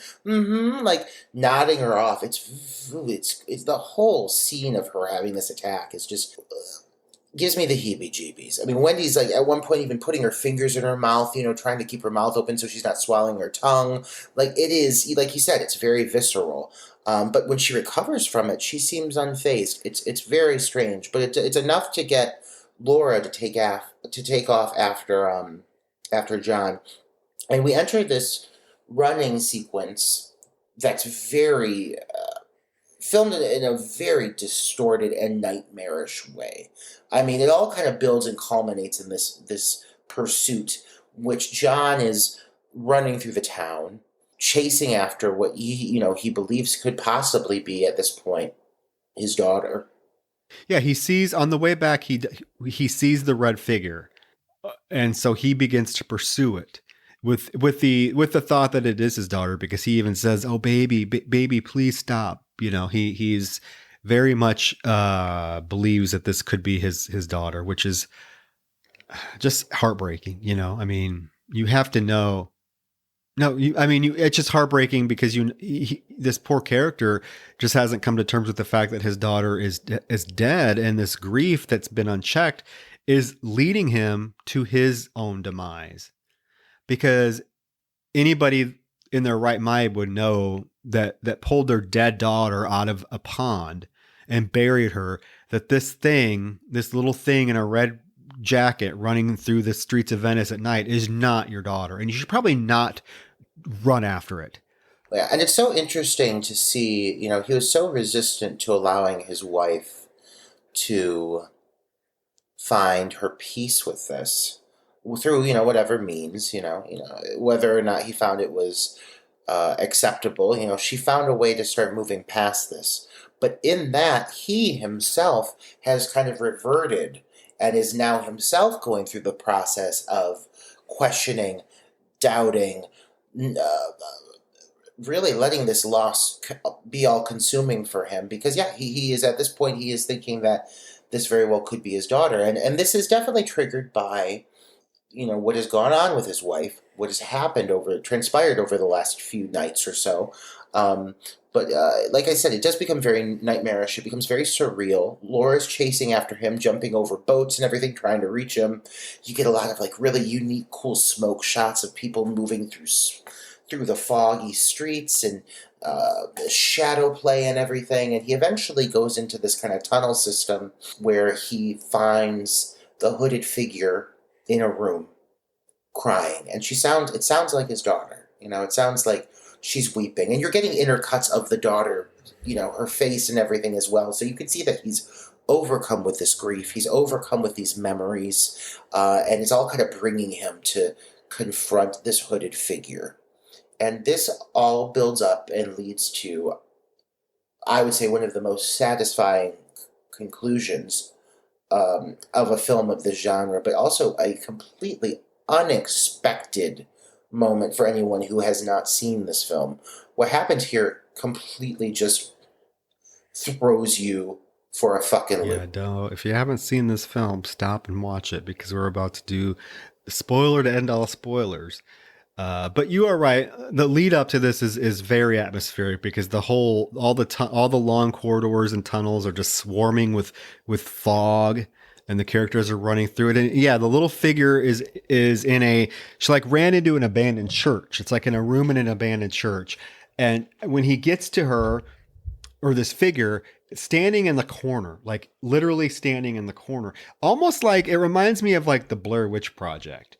The end of the Blair Witch Project, when Heather, the character of Heather, goes down into the basement and sees Mike standing in the corner. Very much similar. This character is, this little red thing is standing in the corner, and John comes in, and he's beaming.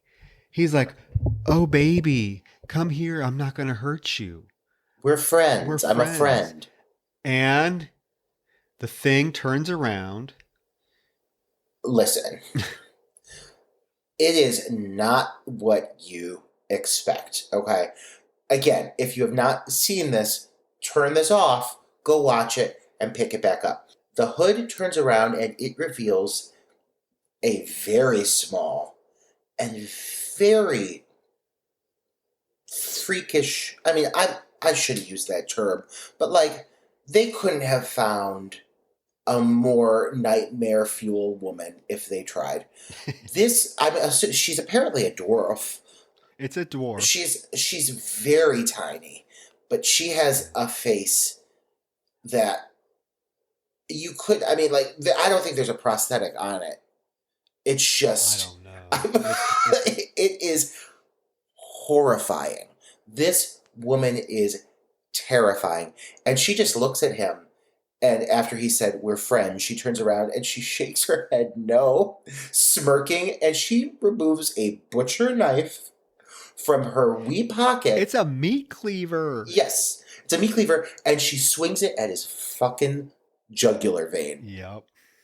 And what happens here is just, I mean, if you thought it was nightmare fuel beforehand, it goes into a death sequence that I can only really compare to, like, I think a film that had to take some inspiration from this would have been like The Ring, with the video being the collection of imagery that all ties into, things that have occurred.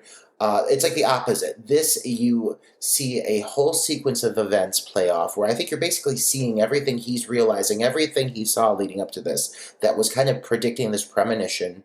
You start to realize what it all is. And it's phenomenal, and it's emotional, and it's terrifying, and it's surreal, and it's cerebral, and there's blood pouring from his neck, and it's running down the walls of the church. And you realize all of these things are things he's seen before. The blood hitting the slide shots earlier in the movie very much symbolize little details on all of these different characters. Even the statue head bearing a resemblance to this woman's very difficult to look at face. So many little details. They're just thrown at you in a barrage of imagery and sound and score as he bleeds out. And it's honestly one of just the most overwhelming death scenes I can think of, in an amazing way, in a great way. Yeah, well, A, it looks very painful. B, yes, it's intercut with all of the flashbacks of what he has seen to lead up to this fate of his. And yeah, there's a scene where he's like starts convulsing and he kicks out the window of this church, and like his blood starts to come out of the glass of the window and run down the side of the building. It's very just, it's a sight to behold. But yeah, this little dwarf in a red raincoat apparently is the one that's been killing all of these people in Venice. And yeah. It's like the last thing you would expect, especially it being a small dwarf woman. I mean, like, out of all the people to be committing these murders, but like the reason it works is because of the whole psychic element, the predicting, like, oh, we're seeing your daughter, we're seeing her red jacket, we're seeing these very specific bits of imagery that still play in to what his story is. It's just being interpreted in a different way. So the daughter, I mean, was the daughter actually warning them? I don't know. But seeing the red jacket, were they predicting that he would see this specific visual that would lead to his demise? No matter what they saw, they predicted something, Mm-hmm. Mm-hmm. Yeah. So he dies. He dies.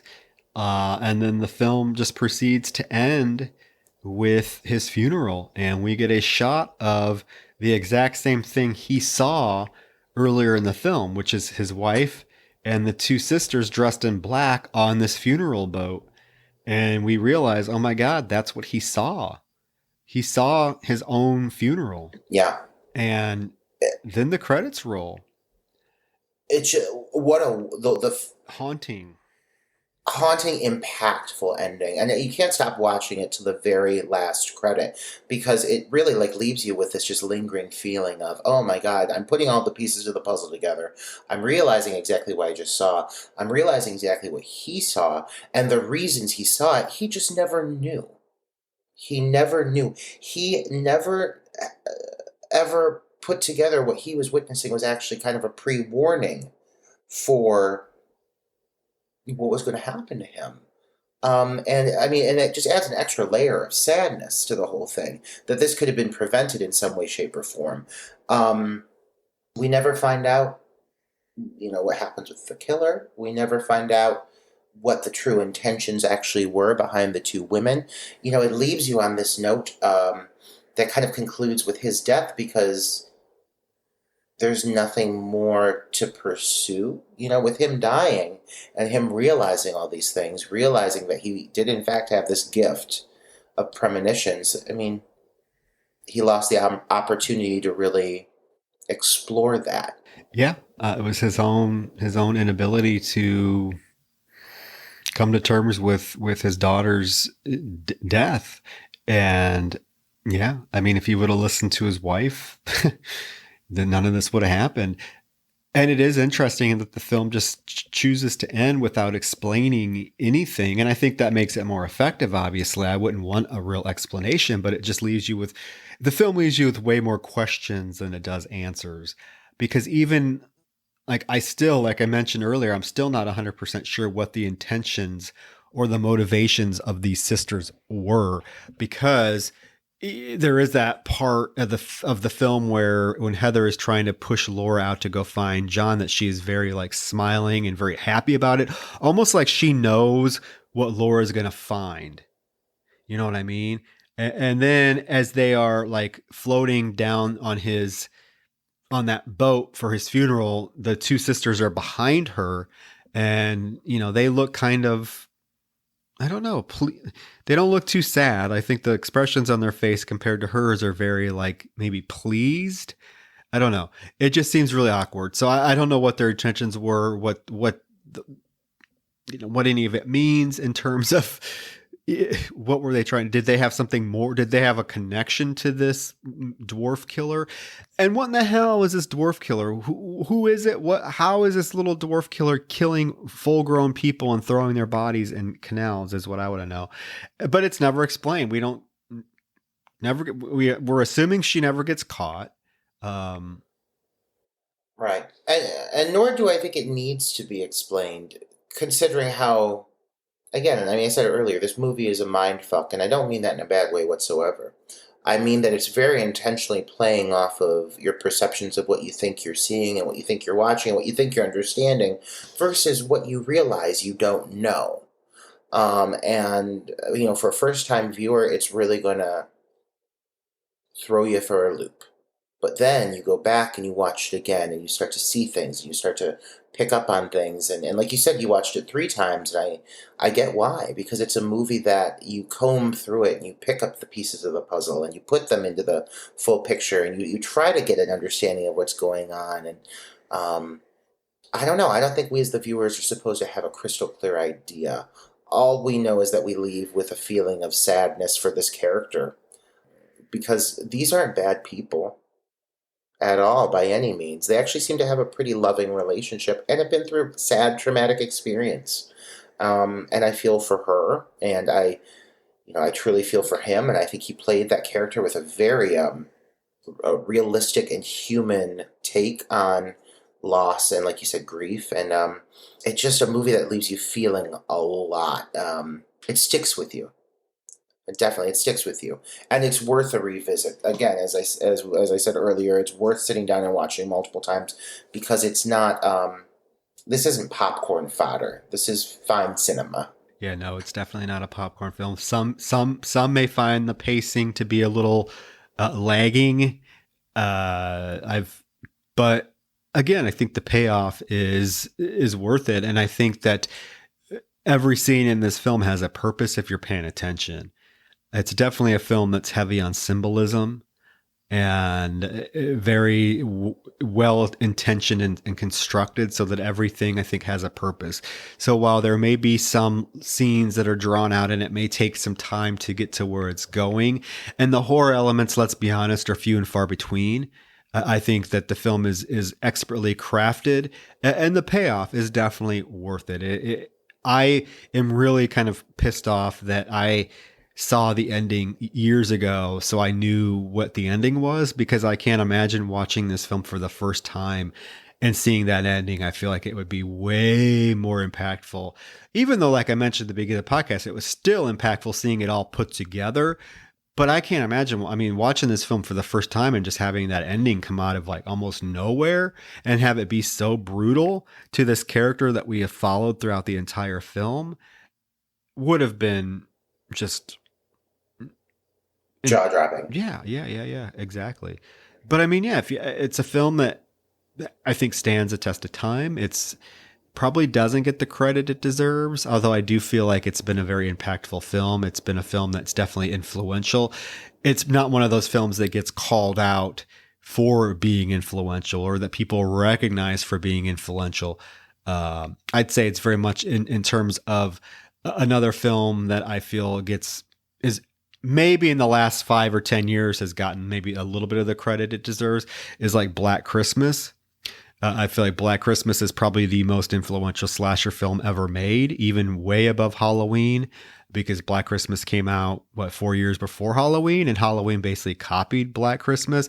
But it's all about, Halloween is the most influential. It's like this film. This film, you can definitely see how it influenced all of these other films. Even films like The Exorcist, I can see that there's definitely influences. Mm-hmm. Like the shots of the birds flying in front of the churches and the sounds of the audio. And another film that I think that this film influenced, The Omen. Oh my God. Definitely.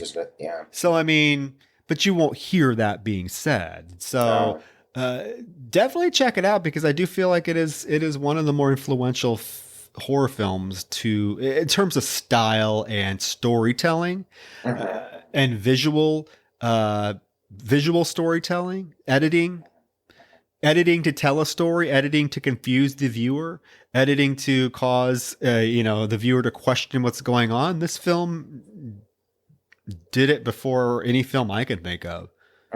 Yeah. I'm happy we watched it, and I am too. I like that it was very different from the tone of our last few interviews. I like to keep balance. I want to keep our listeners on their toes and make sure we're appeasing the masses. You got to give them a little bit of everything. But that being said, I know the gays, the true fans of the genre, are going to appreciate us taking the time to really delve into this one, because there's so much to talk about. And we just spent a good hour and 45 minutes really dissecting this movie. But this is one of those films that I could have talked way more. Where I'm just sticking to a time frame so people don't fall asleep on us. But I could get drunk and sit and talk about this movie for hours and hours, because it's just that well done, and it's just that thought provoking. Well, it's one of those films that depend. It depends, and we've talked about this with other films, but this is one of those films that, depending on what your life experience is, you're going to interpret it differently. Yeah.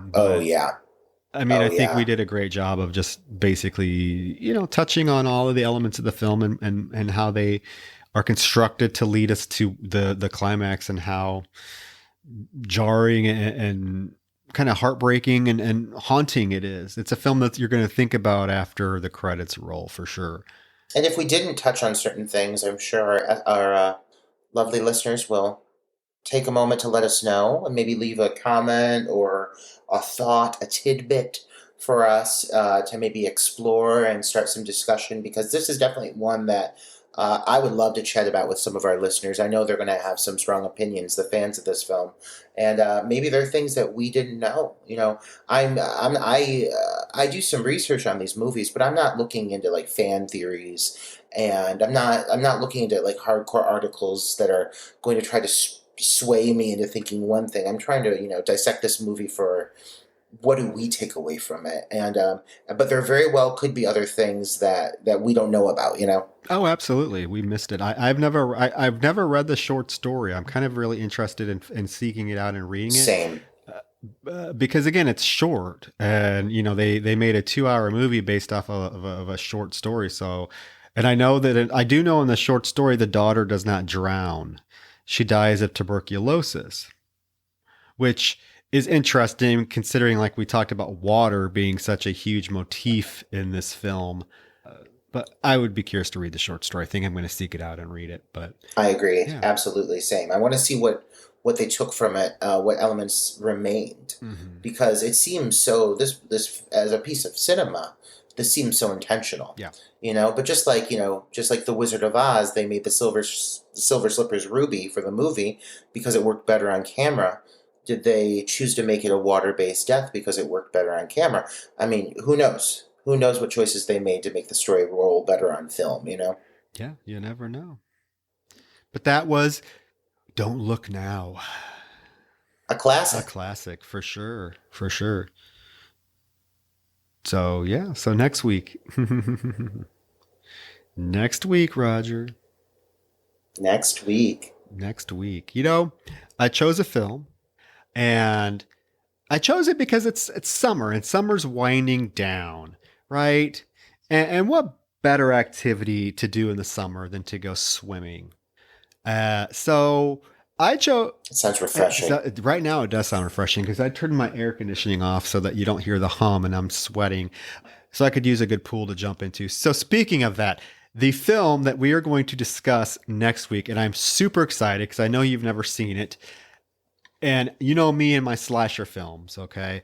Oh, I know you. So this is a slasher film that's actually a post-Scream slasher film. I know I usually pick stuff from the 80s, but this is a 2001 slasher film that I've never seen discussed on another podcast, and I think you're going to have a blast with it. And it is called The Pool. 2001. Straight to the point. It is straight to the point, guys. And I swear to God, this film has a bigger following than you would think. It is a gory film. It's a brutal film, but it's a lot of fun. And it has one of the best death scenes of any slasher film I've ever seen. So you're going to get a kick out of it. It's about a group of kids that spend the night, break into an indoor water park facility. Sign me up. Yes. And they start getting killed off by a masked killer with a machete.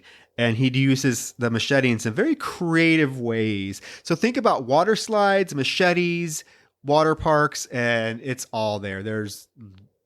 It's a lot of fun. It's a movie that I know people know. I know a lot of gays love this film. It has James McAvoy. So handsome. Isla Fisher. The eerie clone version of what's her name? Who does she look just like? She looks like a lot of people, I think. Oh my God. The one that was in Enchanted. Oh, Amy Adams. Yeah. I've always thought Isla Fisher was the poor man's Amy Adams. I mean, I know a lot of people think that, but I've never been a huge fan of her, so maybe this will change my opinion. Well, she's not in the movie very long. Okay, noted. So you don't have to put up with her. And Kristen Miller. Oh, Kristen Miller. Isn't Kristen Miller in isn't she in another horror movie?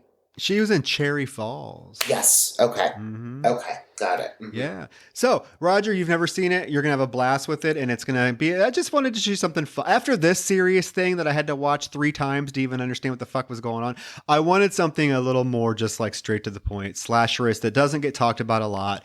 And hopefully we'll introduce some younger slasher fans to this film, because even though it's a post-Scream slasher film, what I really like about this film is that it's not tongue-in-cheek at all. It does not go the comedy route. It goes the straight slasher route. And when I say, Roger, this film is brutal, it's fucking brutal. I can't wait. You've been talking this title up, like, obviously, yes. like I've told you many times I wanted to do this. Yeah, and I know a few gays who hold this title in high regard, opinionated gays, whom I know who you're talking about. I know that their opinions, if they're going to hold this in high regard, it's going to have to at least serve some quality in the death department for sure. Expectations are high when it comes to these films, but I love nothing more than a slasher film that throws kids in a random venue. Me too. An unexpected venue. Well, we've covered a couple of them. Intruder with the grocery store, Hide and Go Shriek with the furniture store, and now The Pool with an indoor pool. So, folks, check out The Pool before our episode next week, because we are going to have a blast with it. Yeah, absolutely. And also, let us know where you'd like to see a bunch of people be killed.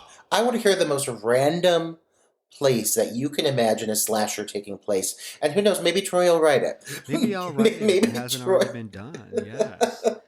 But yeah, The Pool. I can't wait. That's going to be a fun one. And I will say this, Troy, next episode that I pick a title, I'm not going dry and emotional. I'm leaning a little into your territory. Let me just put it that way. So don't worry. It's not always going to be tears and sadness. But no, I like the variety. I really do. I really like the variety. So we have to, and our listeners do too. Yes, we have to mix it up. We can't do the same thing every week. We can't do the same types of films. We've got to mix it up. Okay. Absolutely. So yeah. So guys, thank you for tuning into Don't Look Now. I keep wanting to say that Dua Lipa song. What is that? Don't start now. Don't get home. Don't look now. Don't walk away. Don't look now. Yeah. We may be podcasters, but we are not recording artists for a reason. So we promise, as long as you keep listening to this, we will record a single. Till then, guys. All right. Yes. Until next week, jump in your pools and get ready for some machete slicing fun.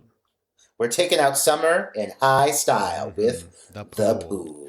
All right, guys. Thanks. Leave us a review. Remember, 5 stars on Apple Podcasts. Yay. Okay. We will see you next week. Bye.